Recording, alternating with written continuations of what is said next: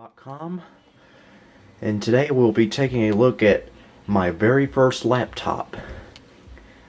This here is a Toshiba Satellite 2505 CDS. We bought this laptop at a computer show at the Greensboro Coliseum back in October of 1999. So this is just a little over 10 years old. It came pre-installed with Windows 98. I don't know why it says Windows NT there, but it came pre-installed with Windows 98 First Edition. It has a standard Intel Pcmcia processor, MMX. It originally came with a 2 GB hard drive, but it crashed on me back in 2008. So this past summer I replaced it with a working 6 GB hard drive, which runs just fine now. It has 32 megabytes of RAM, which is not a lot. Believe me, I'm gonna look into upgrading the RAM in the very near future to maybe like 90 something. Well, okay, a couple of problems with this here.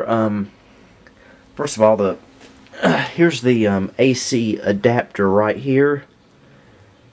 I'm not sure where it is, but there's a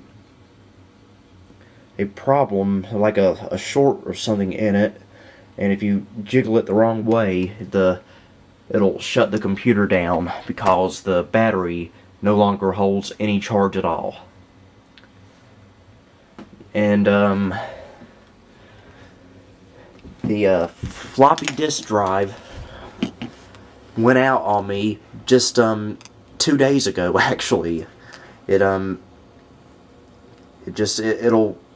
works, but it can't read or write to floppies anymore. I just get error messages, so I might look into replacing it before long. And here's the standard CD-ROM drive. And those are my Pcmcia ports. See, I use a Belkin USB 2.0 card.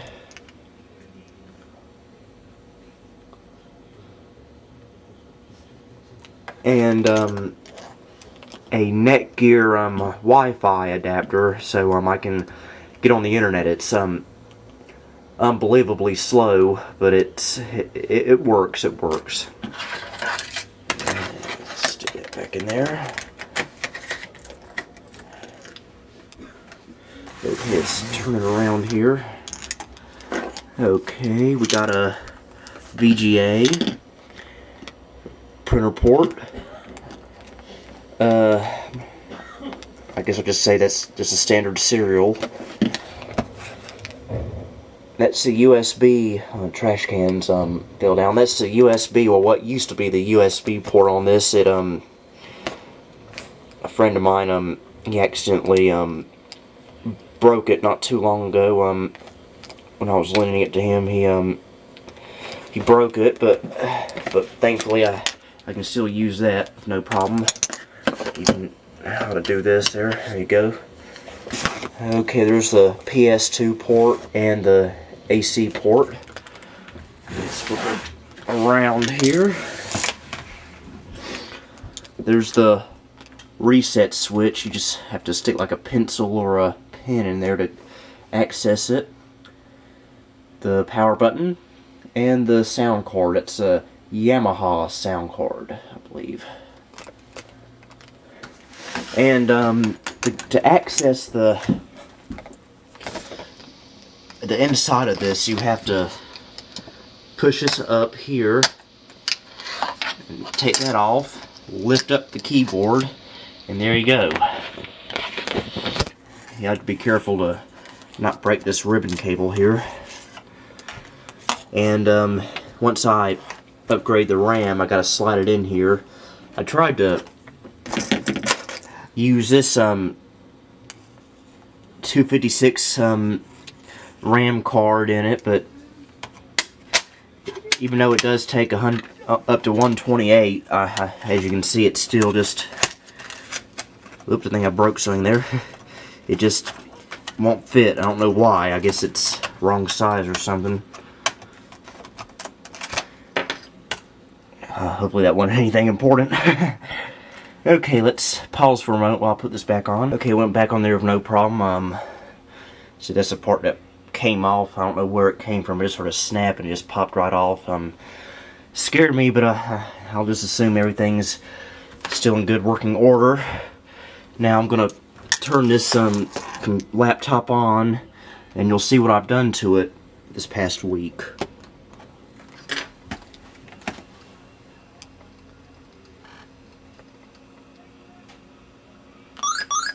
Aha! Hold on, let me I was able to do a dual boot setup on here. What I have installed on here is Windows 95 and Windows Millennium Edition. I chose Windows Millennium Edition because that's about the only operating system I can put on here that can use my Wi-Fi adapter with no problem, and at the same time be acceptably fast.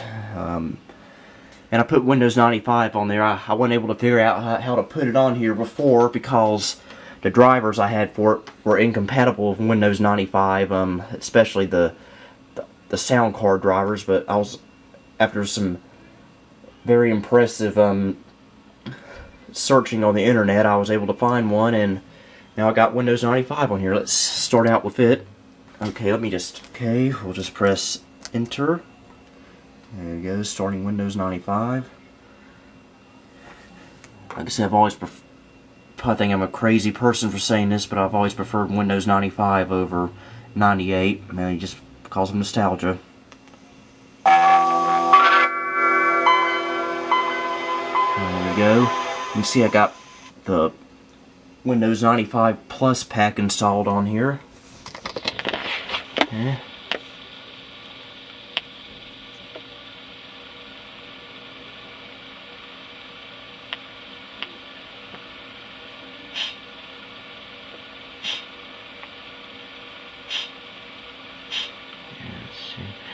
Windows 95, it runs pretty fast on here, very fast actually. And since Windows 95 uses the plain old FAT file system, it doesn't see the Windows Millennium FAT32 partition on here, so it's only showing the Windows 95 partition on there. Let's show off the Midi Sequencer on here. It's fairly good. I think the best one I've ever seen is on my Packard Bell, but let's try it out here. Whoop.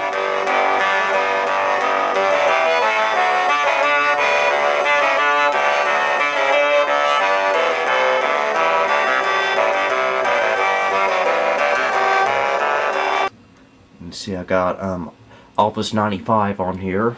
Hardly ever use it, but it's there just in case. System properties. Let's reboot and start up Windows Millennium Edition. I